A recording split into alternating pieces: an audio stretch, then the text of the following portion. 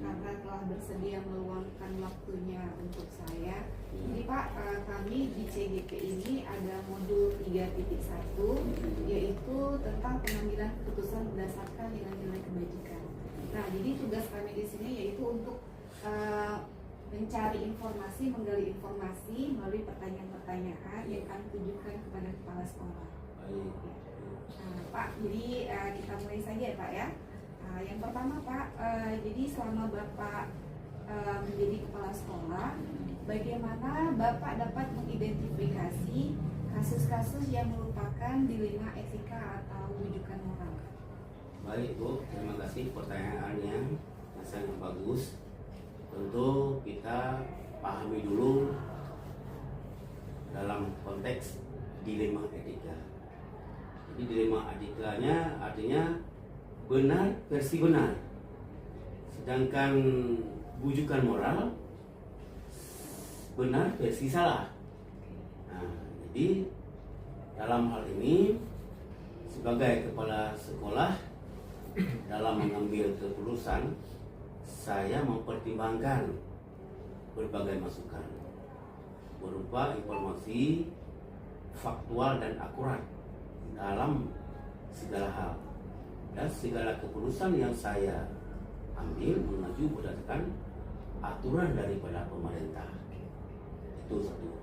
Yang kedua, aturan dari regulasi kebijakan pimpinan sekolah dengan guru-guru menjadilah sebuah SOP, standar operation procedure, yang kita bentuk dan kita jalankan bersama-sama. Dan aturan yang dibuat oleh sekolah yang bersinergi untuk menciptakan suasana sekolah yang nyaman, kondusif, sesuai dengan visi sekolah kita. Jadi kalau misalnya kita ambil kesimpulan, sepertinya lebih susah itu mengambil keputusan dilema etika ya Pak ya, daripada rujukan moral begitu Pak? Iya, lebih karena benar versus benar begitu ya Pak ya? Betul Bu. Iya. Jadi itulah supaya kita tidak salah mengambil. Iya, baik Pak. Nah, kemudian Pak, bagaimana Bapak menjalankan pengambilan keputusan di sekolah kita ya Pak ya, terutama untuk kasus-kasus di mana ada dua kepentingan yang sama-sama benar atau sama-sama mengandung nilai kebajikan. Iya, itulah dilema etika tadi. Iya. Benar dengan benar. Iya, benar. Nah, dalam hal ini saya dalam membuat sebuah keputusan selalu mempertimbangkan masukan dari teman sejawat. Oke, Mas. Yang kita katakan di SMA ini ada wakil kepala sekolah yang ditunjuk. Mereka lah yang menjadi informasi-informasi yang kita percaya, karena wakil itu adalah ring pertama untuk membantu kepala sekolah. Walaupun di SMA kita misalnya sesuatu informasi kadang-kadang berbeda-beda, maka kepala sekolah menunjuk untuk membantu tugas-tugas seorang kepala sekolah. Pada kondisi tertentu yang saya tidak bisa memecahkan suatu masalah, meminta pendapat dan masukan dari pengawas. Kalau memang kepala sekolah tidak bisa memecahkan, maka saya meminta dari pengawas sekolah untuk mencari solusi yang terbaik.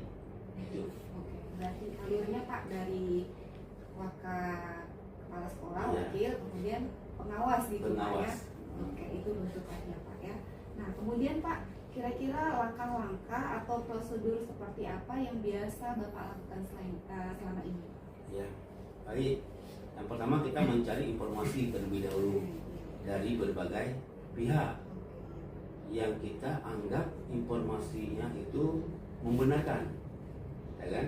Nah, dan orangnya pun kita harus melihat siapa yang kita tanya, baik dari teman sejawat, komite sekolah, orang tua, tergantung permasalahannya apa, berkenan dengan apa.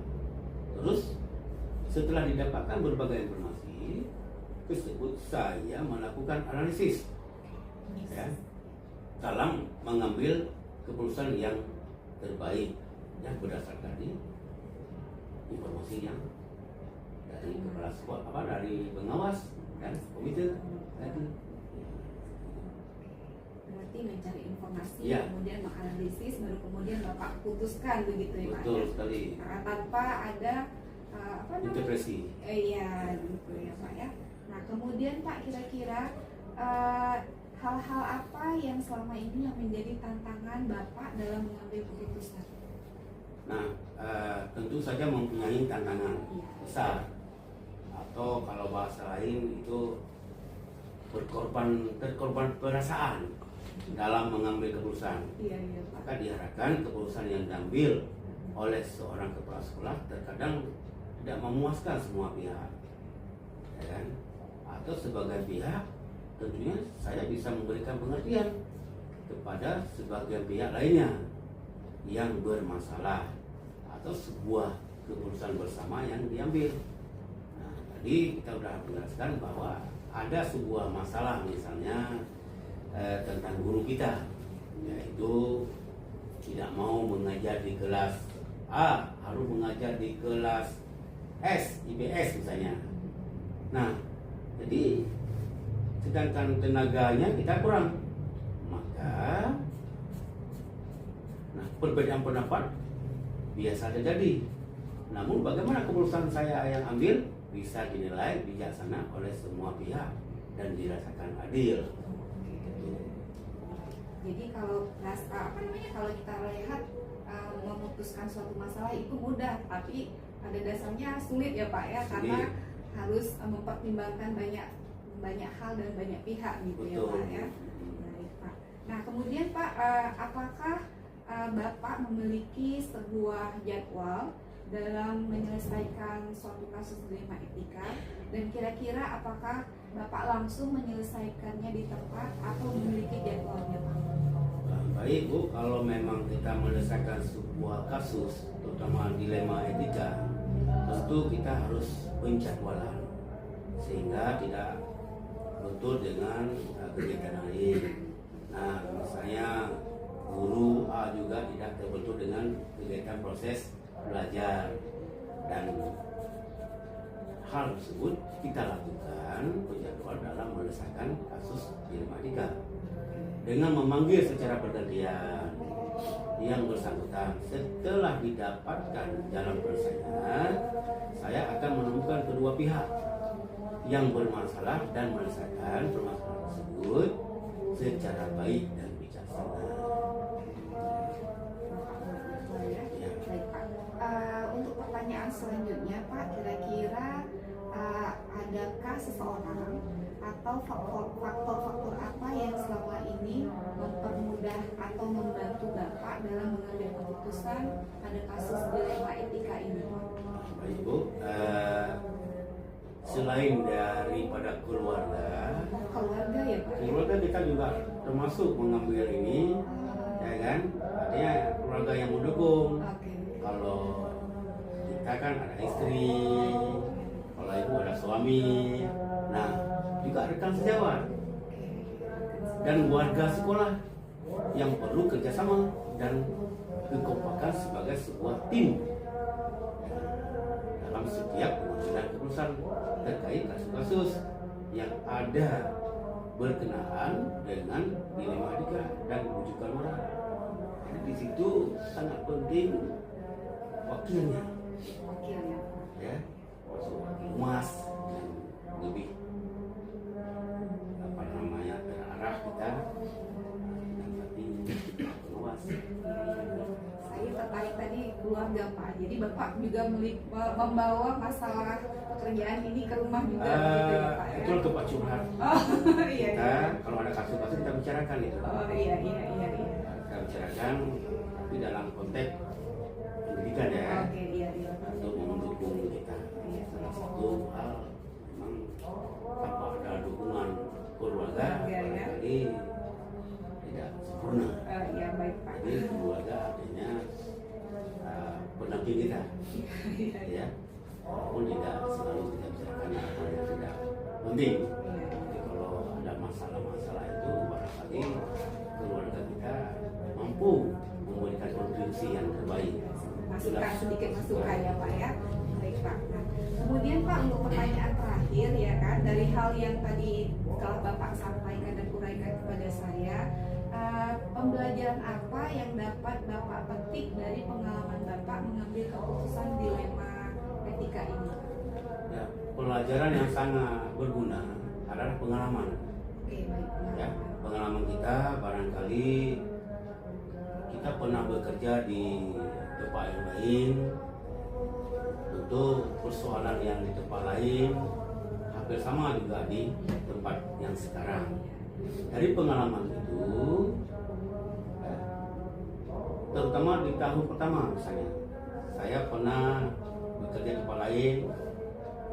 Itulah yang menjadi patokan seorang kepala sekolah untuk menjadi suatu suatu penjelasan berdasarkan pengalaman tadi.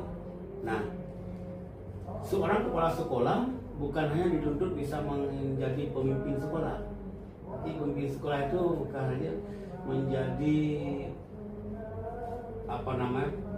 pembelajaran, ketua pembelajaran. Hal lain juga harus bisa kita selesaikan sesuai dengan kemampuan. Nah, terutama masalah-masalah yang sifatnya kompleks, ya harus ditangani dan diselesaikan oleh seorang kepala sekolah sesuai dengan prosedur. Ya, ya, Pak. Berarti benar Pak ya, pengalaman adalah guru yang paling berharga, Betul, begitu ya Pak ya. betul. Iya, Pak. Nah, jadi Pak, segitu saja pertanyaan yang saya berikan. Terima kasih atas waktunya Bapak. Ini merupakan pengalaman sekaligus pengetahuan bagi saya dari melalui percakapan kita tadi. Jadi bahan bahan baru bagi saya gitu dalam mengambil keputusan begitu Pak ya. Terima kasih Pak atas waktunya. Assalamualaikum warahmatullahi wabarakatuh. Baik. Terima kasih Pak. Oke, ada pertanyaan ke saya. Baik. Assalamualaikum Ibu. Waalaikumsalam warahmatullahi. Ya. Di sini Bu, saya ingin memperkenalkan diri. Saya Diana dari SMA Negeri Malangsa sebelah Bu ya. Oh, sebelah. Iya. Jadi Bu, di sini saya adalah calon guru penggerak. Nah, di pendidikan calon guru penggerak ini Bu, kami ditugaskan untuk mewawancara kepala sekolah dalam hal pengambilan keputusan. Nah, ini merupakan tugas kami di modul 3.1. Jadi saya minta waktu Ibu sedikit untuk mewawancara Ibu, boleh Bu ya? Boleh, insyaallah. Iya.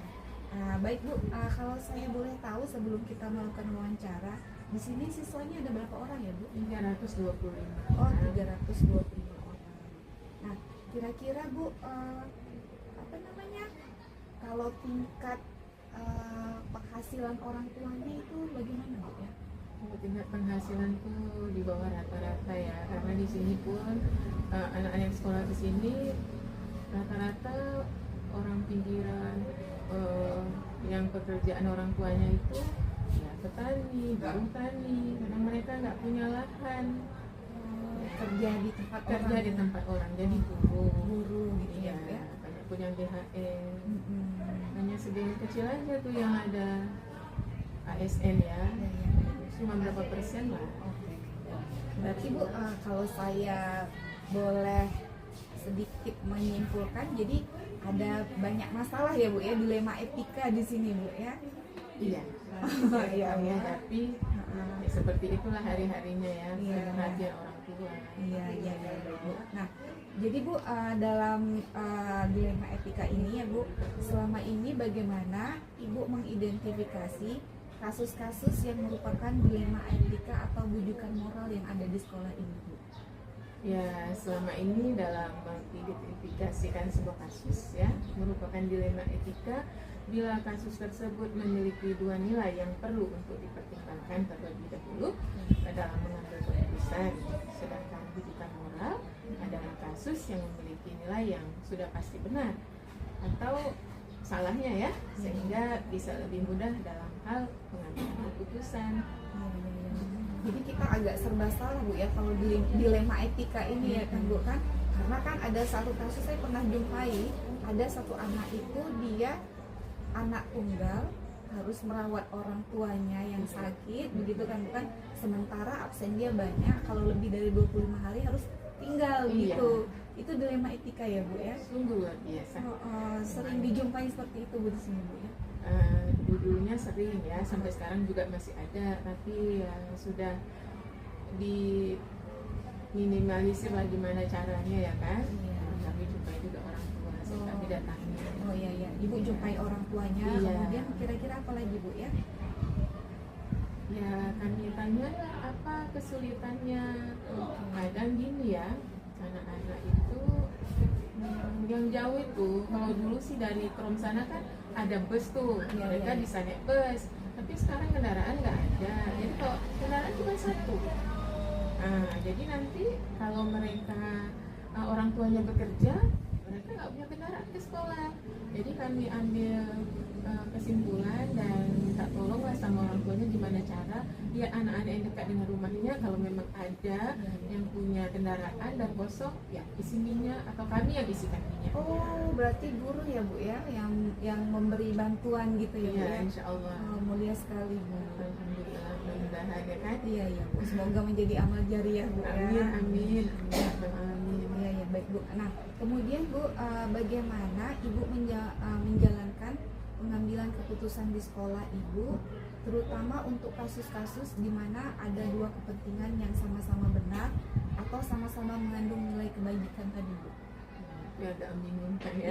Iya Bu, karena kayak kita dilema ya kan, Iya, seperti betul. saya bilang tadi, satu sisi orang tuanya itu sangat perlu bagi dia gitu, Iya. dia mengurus, di sisi lain kita sebagai guru yang harus gimana gitu ya kan Bu kan. Jadi gimana kira-kira Ibu kalau Ya, melihat kasus seperti itu?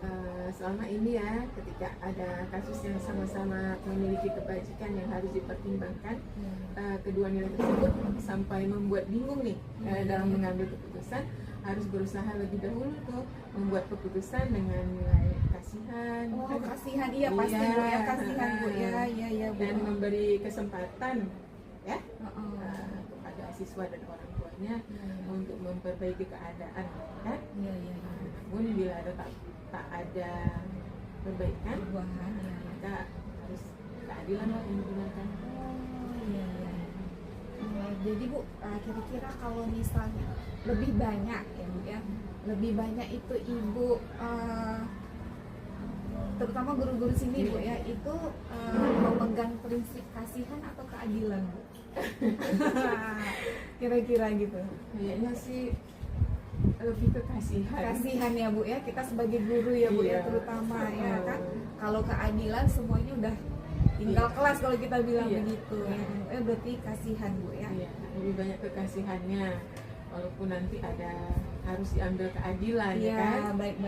Itulah Bu dilema etika. Itu luar biasa. Iya Bu. Nah, kemudian Bu, kira-kira langkah-langkah atau prosedur seperti apa yang biasa Ibu lakukan selama ini dalam mengambil keputusan tadi Bu? Apakah harus mengadakan rapat dengan Dewan Guru atau bagaimana? Ya, langkah yang pertama biasalah dilakukan komunikasi dulu ya. Oh iya, komunikasi. Komunikasi dengan orang tua, Oh, apa oke. sebenarnya yang terjadi. Iya baik Bu. Kemudian membuat surat teguran ya, Oh, surat memanggil teguran. orang tua. Iya. Bila surat teguran memanggil orang tua itu tetap tidak diindahkan ya, langkah selanjutnya ya bisa gimana ya, kalau tidak ada perbaikan ya kami juga melaporkan ya gimana caranya kepada pengawas ya, bahwa kita sudah punya niat baik untuk memperbaikinya, namun kalau tidak ada ya berbuat ya. Iya. Usaha kami insya Allah ada memperbaikinya ya. Iya. Nah, kira-kira Bu, surat teguran itu berapa kali Ibu berikan? 3 kali. Oh, 3 kali. 3 kali surat teguran. Kemudian kita pengawas ya Bu ya, Iya. konsultasi, baru kita ambil keputusan Ya, kalau dia nggak bisa lagi ya terpaksa ya kan. Iya baik Bu. Nah, Jadi Bu, dalam mengambil keputusan tadi kira-kira hal apa saja yang paling efektif ya Bu ya, yang Ibu anggap efektif dalam mengambil keputusan dalam kasus dilema etika tadi Bu? Oh. Yang efektif ya, biasanya pengambilan keputusan kami itu dengan adanya komunikasi. Namun bila tetap diajak berkomunikasi dengan baik, maka teguran peringatan dari dalam sekolah, kemudian konsultasi dengan pihak-pihak atas bila tetap ada perbaikan. Oke, baik Bu. Nah, stop dulu Bu.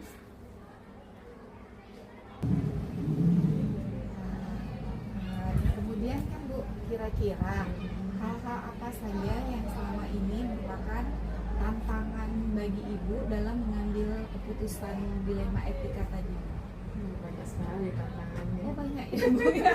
Iya Bu. Karena kita mikirin ya kan, kirain anak-anak, Iya. kirain orang tuanya, kan? Iya Bu. Ya sulit ketika sulit menjalin komunikasi ya, sehingga udah tak ada lagi visi sekolah. Bila nilai kasih sayang pun tidak berhasil, maka harus segera ditindaklanjuti dengan nilai kebajikan lainnya, yaitu menegakkan keadilan. Keadilan. Iya. Udah semua diusahakan tapi nggak bisa ya, ada titik temu. Udah lanjut lah. Lanjut ya.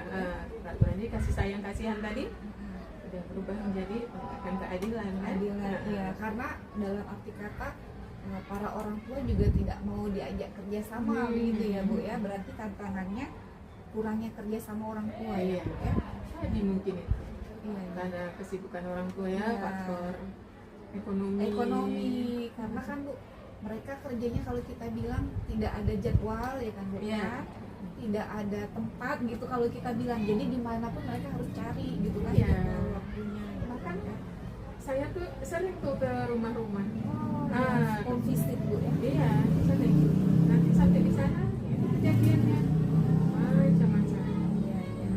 Sampai kita waktu udah datang ke rumah tuh, udah rasa kasihan itu udah bertambah-tambah.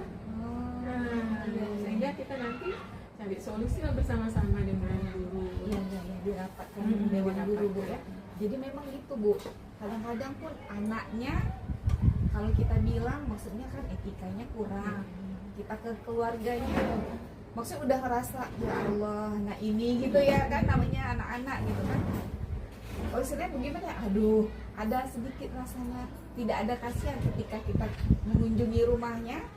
Masya Allah gitu ya kan, bukan kasihan sama dia lagi, sama orang tuanya gitu. Itu kenyataan yang terjadi ya. Iya. Di mana-mana begitu sekarang Bu ya kan. Jadi ya kita guru ini bukan lagi mengajarkan materi itu nomor kesekian kali, yang kita ajarkan akhlak dulu untuk anak-anak kan Bu kan. Makanya menurut saya pelajaran K5 itu bagus sekali Bu, karena di situ akhlak juga ya Bu ya. Baik Bu.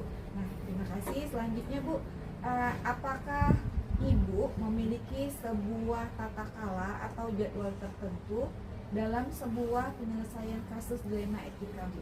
Kemudian apakah Ibu langsung menyelesaikan di tempat atau memiliki jadwal dalam berbentuk prosedur seperti apa yang Ibu jalankan? Ya, tidak ada jadwal ya dalam menyelesaikan ya. Baik. Berarti kapan ada masalah langsung diselesaikan saat itu juga gitu Bu ya. Ya biasanya yang Ibu ajak kerjasama guru BK Bu? Iya, kesiswaan. Oh kesiswaan. Kan? Tidak ada jadwal Bu ya. Tidak ada jadwal.